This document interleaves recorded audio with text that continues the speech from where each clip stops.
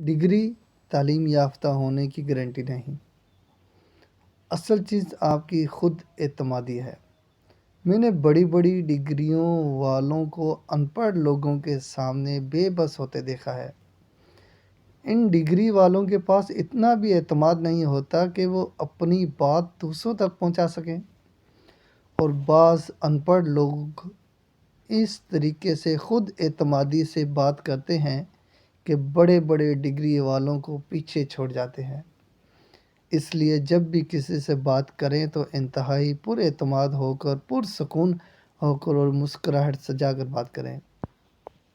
ایک حد تک شرم ضرور ہے، بعض اوقات حد سے زیادہ شرم اور گھبراہٹ وبال بن جاتی ہے۔